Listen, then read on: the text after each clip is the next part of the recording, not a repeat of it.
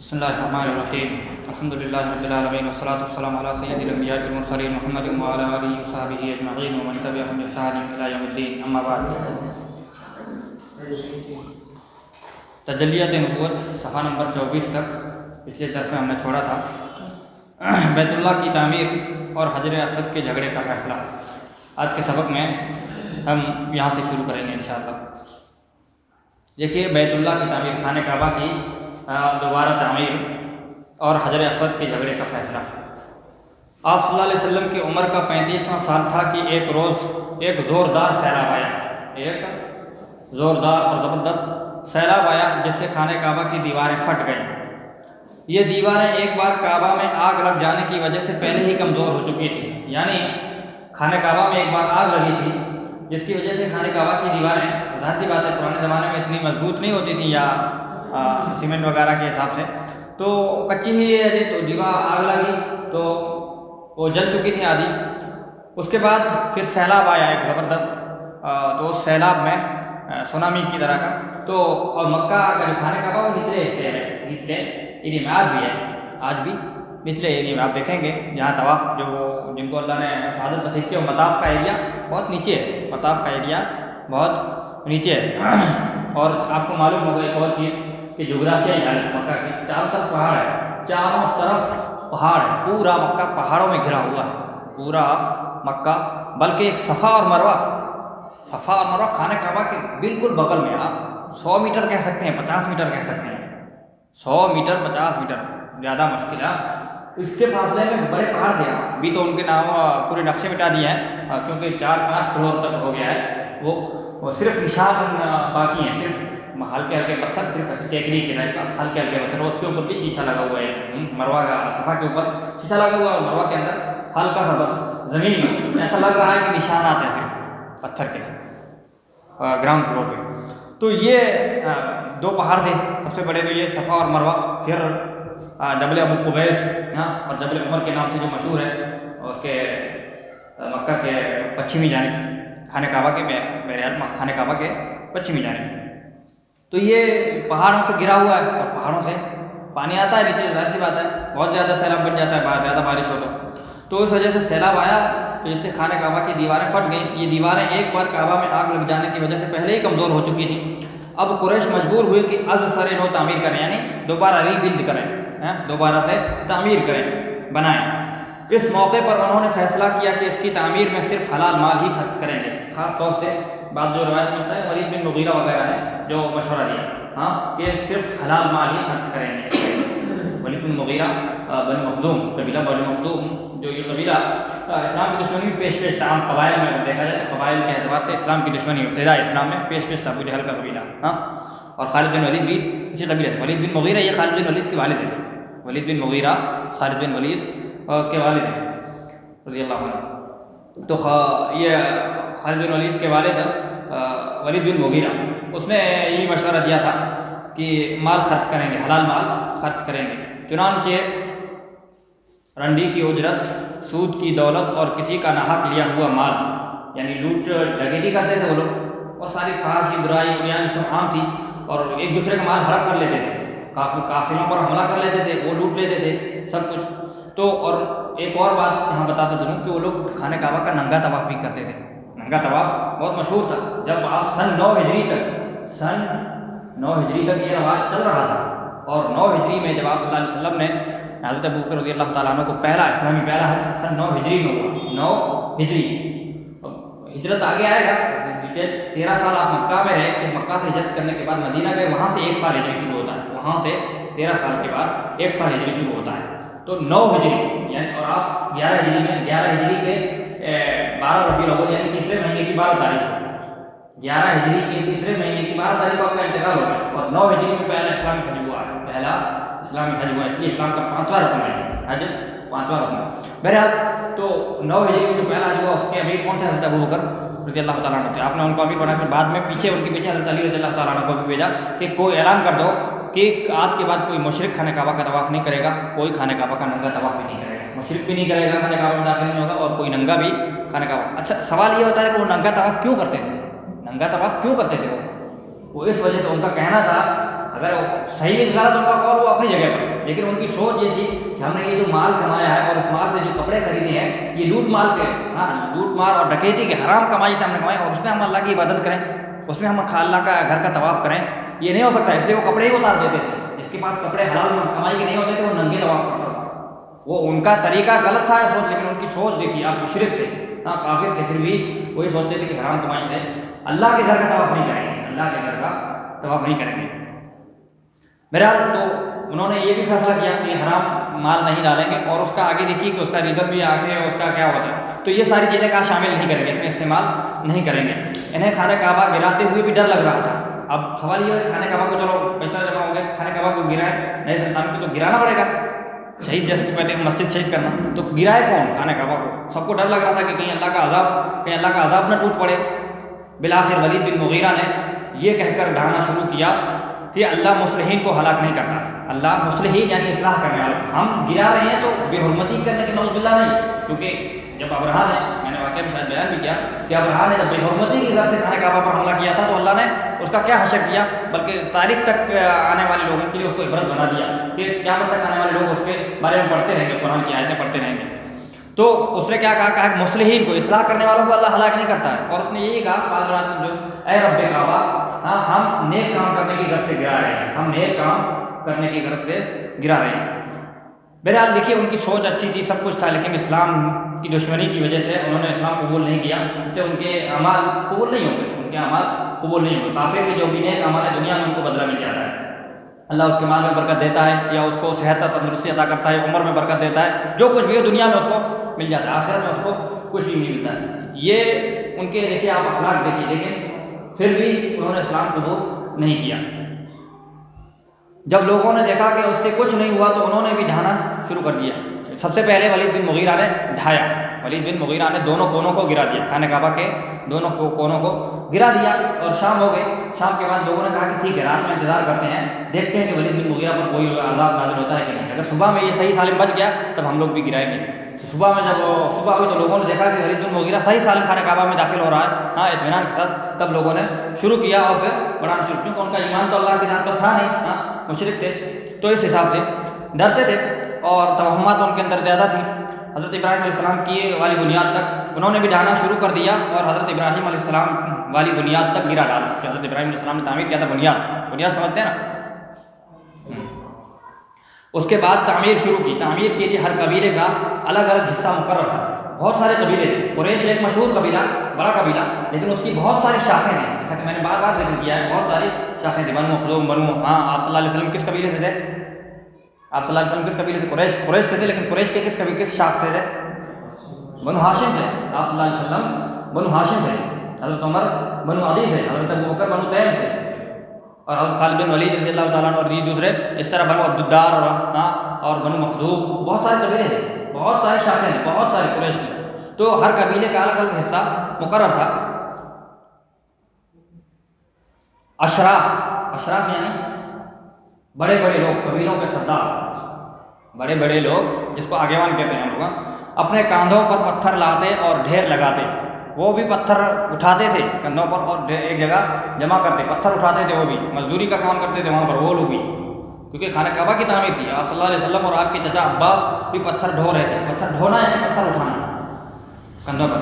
تعمیر کا کام باقوب نامی، باقوب بڑے کاف سے نامی ایک رومی معمار کر رہا تھا، معمار یعنی انجینئر، رومی انجینئر، جس انجینئر نے جو تعمیر کا کام کروایا کون تھا؟ اس کا نام کیا تھا؟ باقوم۔ چونکہ مال اتنا جمع نہ ہو سکا تاکہ عمارت حضرت ابراہیم علیہ السلام کی بنیادوں پر مکمل کی جا سکتی، اس لیے شمال کی طرف سے تقریباً 6 ہاتھ، شمال یعنی اتر کی جانب میں 6 ہاتھ چھوڑ کر اس پر ایک چھوٹی سی دیوار اٹھا دی۔ اب انہوں نے شرط کیا لگائی تھی کہ صرف حلال مال جمع کریں گے، سارا مال جمع ہو گیا، اب بنانا شروع کیا، پتہ چلا کہ اتنی جو حضرت ابراہیم علیہ السلام کی بنیادوں پر جو کعبہ تھا اتنا پورا تو تعمیر نہیں کر سکتے، تو کیا کیا، جیسے یہاں سے بات ہے، اتنی بڑی ہم مسجد نہیں بنا سکتے، تو یہاں سے 6 ہاتھ چھوڑ کر یہ چھوڑا، اتر کا حصہ چھوڑ کر یہاں جا کر یہاں سے اتنا چھوڑا چھوڑ دیا، اور آج بھی وہ حصہ ویسے ہی ہے، آج بھی وہ حصہ آگے آ رہا ہے، اس کو کیا کہتے ہیں، دیوار اٹھا دی گئی تاکہ، اور اس کے اوپر کیا ایک چھوٹی سی دیوار اٹھا دی گئی، ہلکی سی کیا بولتے ہیں گھٹنے تک یا کمر تک، تاکہ علامت رہے کہ یہ کعبہ کا حصہ ہے. اسی کو حجر اور حتیم کہتے ہیں. حتیم کا علاقہ حجر کا بعض لوگ حجر اسماعیل کہتے ہیں، لیکن اس کے طرف بعض علماء نے نشان دی کہ حجر اسماعیل نہیں کہتے، صرف حجر کہنا تھا یا حتیم کہنا تھا. حتیم کہنا تھا، حتیم کا کہتے ہیں اس کو. جب دیوار حجر اسود، اس کا نام حجر ہے، ٹھیک ہے، دونوں میں فرق سمجھا، اس کا نام حجر ہے یا حتیم. حتیم ہی کہیں زیادہ بہتر ہے. اور حجر اسود، حجر مانے پتھر، حجر مانے پتھر، حجر اسود کالا پہاڑ پتھر. جب دیوار حجر اب اٹھانا شروع کیا، اتنا تو نہیں تھا بجٹ، اس لیے بیچ سے وہ کر دیا. جب اب اوپر اٹھا رہے ہیں، جب حجر اسود کی جگہ پر، جہاں حجر اسود جس جگہ پر لگا ہے، جس جگہ پر اتنا اوپر اٹھ گئی، چاروں طرف سے دیوار اٹھ گئی، تب حجر اسود کو لگانے کی باری آئی. جب دیوار حجر اسود تک اٹھ چکی تو ہر سردار نے چاہا کہ وہی حجر اسود کو اس کی جگہ رکھنے کا شرف حاصل کرے، کیونکہ حجر اسود کو رکھنا ایک شرف کی بات تھی، بہت مبارک پتھر تھا، آسمان سے آیا ہوا تھا. تو سب چاہتا تھا کہ اس کو میں کروں گا، کوئی بھی عام انجینئر یا کوئی بھی عام انسان اس کو نہیں اٹھائے گا، میں اور سب. تو لڑائی بھی ہو گئی، اس پر سخت جھگڑا اٹھ کھڑا ہوا جو 4-5 روز تک جاری رہا. ایک دن نہیں کہ بس تو میں ہوئی، بس نہیں، 4-5 دن تک یہ جھگڑا چلتا رہا. اور قریب تھا کہ حرم میں خون خرابہ ہو جاتا. لیکن ابو امیہ نے، کیونکہ وہ لوگ سب عصبیت والے تھے، تعصب پرستی، سب اپنے قبیلے کی طرفداری کرتے تھے، حق اور ناحق پر سب وہ بلکہ اسلام آنے کے بعد بھی اب دیکھیے کہ مسیلمہ کذاب کے جو پیروکار تھے، انہوں نے کیا کہا تھا، وہ جانتے تھے. مضر اور ربیہ قریش مضر سے تھے، اوپر قبیلے جو میں نے بتایا قریش مکہ میں جو تھے، یہ بڑا قبیلہ، اس سے یہ قریش کس سے تھے، مضر سے تھے. مضر اور ربیہ دو مشہور قبیلے تھے ادران کے بعد میں جو بعد میں آئے اس میں. تو ربیہ میں سے تھا مسیلمہ کذاب، ربیہ کا سے تھا مسیلمہ کذاب، بنو حنیفہ وغیرہ جو قبیلہ تھا اس کا، یہ ربیہ سے تھا. اور قریش مضر سے تھے، اور آپ صلی اللہ علیہ وسلم قریش سے تھے، یعنی آپ صلی اللہ علیہ وسلم مضر سے تھے، اور مسیلمہ کذاب ربیہ سے تھا. حالانکہ مضر اور ربیہ دونوں بھائی تھے، دونوں اوپر جا کر کے دونوں بھائی تھے، ان کی شاخیں میں اور بڑے بڑے قبیلے ہوئے. لیکن کیا کہا وہ ان کے پیروکاروں، کیا ہم جانتے ہیں، اور انہوں نے کہا کہ مضر کا سچا نبی، کیا ربیہ کا جھوٹا نبی مضر کے سچے نبی سے ہمیں زیادہ محبوب ہے. ربیہ کا جھوٹا نبی، وہ جانتے تھے، کہتے بھی تھے کہ جھوٹا نبی ہے، کہا ربیہ کا جھوٹا نبی مضر کے سچے نبی سے ہمیں زیادہ محبوب ہے. پھر بھی انہوں نے ساتھ دیا، اور 70-80 ہزار ان کے ساتھ تھے، 70-80 ہزار لوگ اس کے ساتھ تھے. اور لڑائی بھی لڑی گئی تھی. خموریز جو ہجرت کے معرکوں میں سب سے کیا بولتے ہیں، یہ مرتدین کی جو معرکے ہوئے تبوک کے زمانے میں جو لڑائی ہے، ان میں سب سے خموریز معرکہ یہ ہوا، سب سے خطرناک لڑائی، جس میں بہت زیادہ جانیں گئے، بہت زیادہ، 300 کے قریب صرف حفاظ قرآن، قراء قرآن شہید ہو گئے. صرف قراء، صحابہ کرام میں بھی قراء جو قاری تھے، جو صفا کے اندر تعلیم حاصل تھے، جو قرآن کے قاری اور حافظ تھے. اور اسی وجہ سے حضرت عمر کو ڈر لائق ہوا، خدشہ لائق ہوا کہ کہیں قرآن ختم نہ ہو جائے. اس طرح اگر حافظ قرآن چلے جاتے رہے تو قرآن ان کے سینوں میں محفوظ تھا، جمع تو نہیں تھا، لکھا ہوا تو نہیں تھا، کہا قرآن ختم ہو جائے گا. اسی لیے حضرت عمر فاروق نے حضرت ابوبکر پر پریشر ڈالا اور کہا، تاکید کی کہ قرآن کو جمع کرو، اب ایک جگہ جمع کر دو. حضرت ابوبکر نے منع کیا، کہا اللہ کے رسول نے نہیں جمع کیا، میں کیسے کر سکتا ہوں اس کام کو. کہا اس میں بھلائی ہے، خیر ہے، امت کے لیے خیر ہے، آپ کریے اس کام کو. بار بار اشارہ کرتے رہے، بہت پریشر ڈالا، تب جا کر کے حضرت ابوبکر راضی ہوئے. پھر حضرت زید بن ثابت، پورا لمبا واقعہ، بہرحال بہت خورش لڑا معرکہ ہوا. تو کہنے کا مطلب یہ کہ ان کے اندر عصبیت بہت زیادہ تھی، عصبیت، تعصب پرستی بہت زیادہ تھی. وہ جھوٹ پر ہو یا سچ پر ہو، ہمارا بھائی ہے، بس یہی کافی ہے ساتھ دینے کے لیے، جھوٹ پر ہے یا ناحق پر ہے، کچھ بھی. تو وہ بہت تعصب پرستی بہت تھی. اسی وجہ سے لڑائی 6-5 دن تک جاری رہتی تھی، اور اسی وجہ سے بہت ساری لڑائیاں بھی ہوتی رہتی تھی ان کے درمیان. تو 4-5 دن تک جاری رہا، اور قریب تھا کہ حرم میں خون خرابہ ہو جاتا. لیکن ابو امیہ نے جو سب سے زیادہ عمر رسیدہ تھا، ابو امیہ ایک آدمی، امیہ بن خلف الگ، وہ الگ آدمی ہے، یہ ابو امیہ ہے، ٹھیک ہے. حضرت بلال رضی اللہ تعالیٰ جو حبشی غلام تھے رضی اللہ تعالیٰ، ان کے جو آقا تھے امیہ بن خلف، وہ دوسرے ہیں، یہ ابو امیہ دوسرے تھے، یہ کنیت ہے ابو امیہ. لیکن ابو امیہ نے جو سب سے زیادہ عمر رسیدہ تھا، یعنی سب سے بوڑھا تھا، سمجھدار تھا، اس نے یہ کہہ کر فیصلے کی ایک صورت پیدا کر دی کہ مسجد حرام کے دروازے سے جو شخص پہلے داخل ہو، اس سے اس جھگڑے کا حکم مان لیں. حکم یعنی جج، فیصلہ کرنے والا مان لیں. ایک ہوتا ہے کہ یہاں حکم ہے، حکم نہیں، حکم اور حکم دونوں ایک ساتھ لکھا جاتا ہے، لیکن یہاں اس کو حکم پڑے گا. کہا جو کل صبح سب سے پہلے مسجد میں حرام میں آئے گا، صبح سب سے پہلے جو آئے گا مسجد حرام میں داخل ہوگا، وہی اس جھگڑے کا فیصلہ کرے گا. سب لوگوں نے یہ تجویز، یہ مشورہ منظور کر لی، لوگوں نے یہ تجویز منظور کر لی، یہ مشورہ قبول کر لیا. اللہ کی مشیت دیکھیں کہ اس کے بعد سب سے پہلے جو شخص داخل ہوا وہ آپ صلی اللہ علیہ وسلم تھے، وہ آپ صلی اللہ علیہ وسلم تھے. دوسرے دن جو خانہ کعبہ میں داخل ہوئے، قریش نے دیکھتے ہی کہا، جب قریش کے لوگوں کی نظر پڑی کہ آپ صلی اللہ علیہ وسلم سب سے پہلے داخل ہوئے ہیں، حاضر امین و رضینہ ہو، حاضر محمد، حاضر امین و رضینہ ہو، یہ امین ہے، یہ امین، ہم ان کے اوپر راضی ہو گئے، ہم ان کے اوپر راضی ہو گئے، ھذا محمد، یہ محمد صلی اللہ علیہ وسلم ہے۔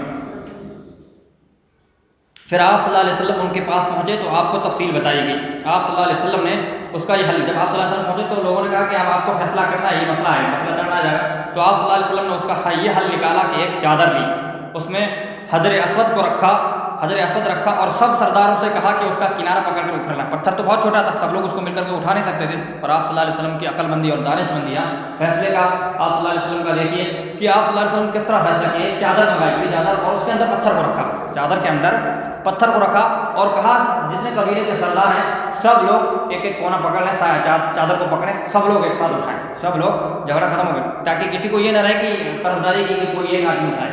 آپ صلی اللہ علیہ وسلم بہت عمدہ فیصلہ کیا، کہا اس کا کنارہ پکڑ کر اوپر اٹھائیں، سب نے ایسا ہی کیا۔ جب چادر حجر اسود کی جگہ تک پہنچ گئی تو آپ صلی اللہ علیہ وسلم نے اپنے مبارک ہاتھ سے حجر اسود کو اس کی جگہ پر رکھ دیا۔ اب جب اوپر اس کی جگہ پر آ گیا پتھر تو آپ صلی اللہ علیہ وسلم نے اس کو اٹھا کر کے اس کی جگہ پر سیٹ کر دیا۔ یہ اتنا عمدہ فیصلہ تھا کہ اس پر سب خوش ہو گئے، اس پر سب خوش ہو گئے۔ حجر اسود زمین سے 1.5 میٹر بلندی پر ہے، زمین سے 1.5 میٹر بلندی پر ہے، اور دروازہ تقریباً 2 میٹر اونچا ہے، اور دروازہ تقریباً 2 میٹر، دروازہ یعنی خانہ کعبہ کا دروازہ۔ قریش نے اس سے اتنا اونچا اس لیے رکھا تاکہ ان کی اجازت کے بغیر کوئی شخص کعبہ میں داخل نہ ہو سکے۔ خانہ کعبہ کا دروازہ، کیونکہ حجر اسود کو تو چومنا ہے، 1.5 میٹر تک تبھی چوم پائیں گے، زیادہ اوپر رہے گا تو چوم بھی نہیں پائیں گے لوگ۔ اور خانہ کعبہ کا دروازہ اوپر کیوں رکھا؟ تاکہ ان کی اجازت کے بغیر کوئی شخص کعبہ میں داخل نہ ہو سکے، جلدی سے کوئی چڑھ نہ سکے، داخل نہ ہو سکے اس میں، کیونکہ آرام سے رہتا ہے تو کوئی بھی جلدی سے داخل ہو جائے گا، اوپر رہے گا تو ٹائم لگے گا نا چڑھنے میں۔ دیواریں 18 ہاتھ بلند ہیں، دیواریں 18 ہاتھ بلند ہیں، جبکہ پہلے 9 ہاتھ تھیں۔ اندرون کعبہ 2 لائنوں میں 6 کھمبے ستون کھڑے کیے گئے ہیں، اور 15 ہاتھ کی بلندی پر چھت لگائی گئی ہے، جبکہ پہلے نہ کھمبے تھے نہ چھت۔ شیخ نے لکھا ہے اس وقت کا بیان کیا کہ پہلے نہیں تھے، ابھی نبوت سے پہلے آپ صلی اللہ علیہ وسلم کی سیرت، عمومی طور پر سیرت، مختصر سیرت آپ صلی اللہ علیہ وسلم کی۔ آپ صلی اللہ علیہ وسلم بچپن ہی سے سلیم العقل یعنی اچھے عقل والے، آپ کی صحیح سالم عقل تھی، پاک دامن اور بھرپور قوت کے مالک تھے۔ جوانی اور پختگی کا زمانہ آیا تو آپ کی خوبیاں اور نکھر آئیں۔ آپ درست سوچ، صحیح نظر، بہترین اخلاق اور عمدہ عادات کا سب سے بلند نمونہ تھے۔ سچائی اور امانت، مردانگی اور شجاعت، عدل اور حکمت، زہد اور قناعت، بردباری اور عفت یعنی پاکدامنی، صبر و شکر، حیا اور وفا، خیر خواہی اور تواضع سب میں ممتاز تھے۔ تواضع یعنی اپنے آپ کو بڑا نہ سمجھنا، فخر نہ کرنا، فخر کے اپوزٹ کی جو ہے تواضع، انکساری، عاجزی۔ بھلائی اور احسان میں آپ کا کوئی ثانی نہ تھا، کوئی دوسرا نہ تھا۔ ابو طالب نے کیا خوب کہا ہے، اب یزو یستسقى الغمام بوجهه سمال الیتامى عصمۃ للارامل۔ دیکھیے شعر کہا، اس کا ترجمہ دیکھیے، وہ گورے مکھڑے والا، وہ گورے ابیض گورے مکھڑے والا جس کی برسہ سے ابر رحمت برستا ہے، یستسقى الغمام بوجهه، غمام مانے بدلی، جس کے چہرے کو دیکھ کر کے بارش برستی ہے، بادل پانی برساتا ہے۔ سمال الیتامى، وہ یتیموں کا سہارا، سمال الیتامى وہ یتیموں کا سہارا ہے۔ عصمۃ للارامل، اور وہ بیواؤں کا نگہبان ہے، ان کا محافظ ہے۔ آپ صلی اللہ علیہ وسلم بڑی صلہ رحمی کرتے تھے، لوگوں کا بوجھ اپنے سر لے لیتے تھے، کنگال کی یعنی غریب کی ایسی مدد فرماتے تھے کہ مالدار ہو جاتا یا روزگار سے لگ جاتا، مہمان کی میزبانی کرتے اور مصیبت کے مارے لوگوں سے تعاون فرماتے۔ اور یہی باتیں حضرت خدیجہ رضی اللہ تعالیٰ عنہ نے بھی کہی تھی جب آپ صلی اللہ علیہ وسلم غار حرا میں جب وحی نازل ہوئی تو ڈر کر کے آئے تھے حضرت خدیجہ رضی اللہ تعالیٰ عنہ کے پاس، کہا مجھے چادر اڑاؤ، تو حضرت خدیجہ نے یہی تسلی کے الفاظ کہتے ہیں آپ کو جو ادھر لکھے ہوئے ہیں۔ اللہ نے کی آپ صلی اللہ علیہ وسلم کی حفاظت مہربانی کا خاص انتظام فرمایا تھا۔ اللہ نے کی جائز ہے، میرے خیال سے یہاں پر جو کی ہے یہ زائد ہے۔ اللہ نے آپ صلی اللہ علیہ وسلم کی حفاظت مہربانی کا خاص انتظام فرمایا تھا، ٹائپنگ کی غلطی سے آ گیا اس میں، جو کی ہے نا اللہ نے کی لکھا ہے۔ اور قوم کے اندر پھیلی ہوئی خرافات اور برائیوں کے خلاف آپ کے دل میں نفرت ڈال دی تھی، چنانچہ آپ صلی اللہ علیہ وسلم بتوں کی عید پر حاضر ہوتے تھے، نہ شرک کے میلوں میں جاتے تھے، یعنی نہ ہوتے تھے، حاضر نہ ہوتے تھے۔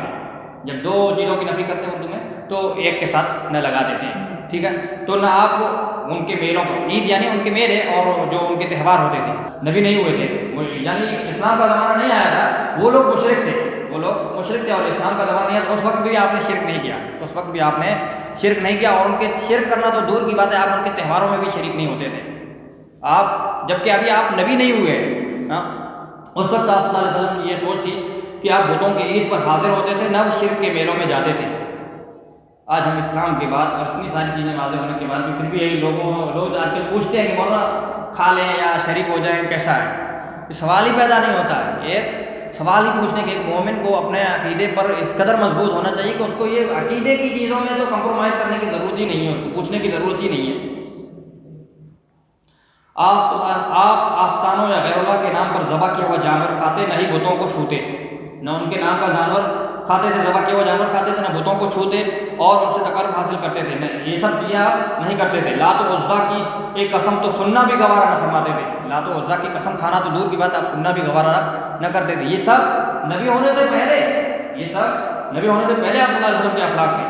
شراب نوشی اور کھیل کود کی مجلسوں سے آپ انتہائی دور تھے، ایسی کسی مجلس میں آپ نے کبھی شرکت نہ فرمائی، حالانکہ یہی مجلسیں جوانوں کی تفریح گاہ اور دوستوں کی جائے ملاقات ہوا کرتی تھی۔ عام نوجوانوں کا ہی وہاں کے ماحول نہیں تھا، پورا ماحول ایسا تھا، آپ ایسے ماحول میں تھے، پھر بھی آپ صلی اللہ علیہ وسلم نے اتنی اللہ رب العالمین آپ کی حفاظت کی، اور آپ صلی اللہ علیہ وسلم کے ایسے ماحول میں بھی آپ کے ایسے اخلاق تھے، یہ عمدہ تھا۔